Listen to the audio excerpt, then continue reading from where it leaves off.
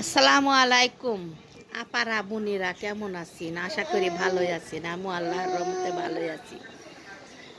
আজকে আমার হাজবেন্ড বাজার থেকে কাসকি মাছ, ছোট মাছ, মরলা মাছ, পাবদা মাছ আর এইদিকে কাটরা সিম, কোন কোন জেলায় কি বলে জানি না, আমাদের এখানে ঢাকায় বলে নাকসি আর আমাকে ওখানে বলে কাটরা সিম, নিয়ে আসলাম। এখন কয়টা চিতাই পিঠা বানাবো, সিমাই জাল দেব। ঘি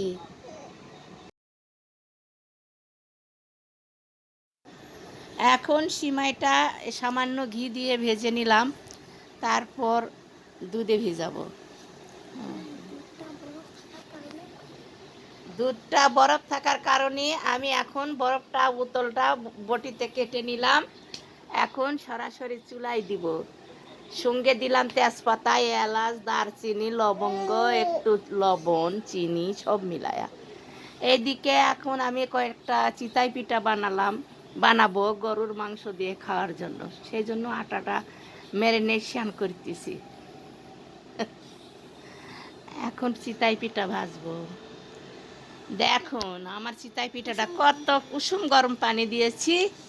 আমার চালের গুঁড়াটা ভিজে শুকনা ছিল, ঈদের ভাঙ্গানো শুকনা শুকনা চালের গুঁড়া, তাই গরম পানি দিলাম। এখন চিতাই পিঠা ভাজবো।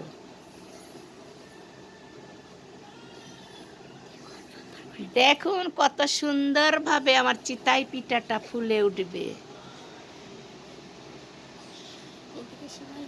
এদিকে সিমাইটা হয়ে গিয়েছে, চুলাটা অফ করলাম। দেখো আমার চিতাই পিঠার কত সুন্দর হয়েছে চিতাই পিঠাটা। এইভাবে আপনারাও বাসায় বানায়া খাবেন, দেখবেন ভাল লাগবে। দেখুন আমার পিঠাটা কত সুন্দর ফুলছে আর কত নরম হয়েছে। দেখো পিঠাটা শুকনা চালের গুঁড়ি দিয়ে এত সুন্দর পিঠা হয়েছে, যা না খেলে মিস করবি। গরম গরম চিতাই পিঠার গরুর মাংসের ঝোল দিয়ে সেই টেস্ট, আপনারা না খেলে বুঝবেন না স্বাদ কেমন। আচ্ছা, তাই বানায়া খাবেন। আমি যতবার খাইলাম ততবার ভাবলাম এত স্বাদের পিঠা শেষ করা যাবে না। আপনারা না খাইলে মিস করবেন।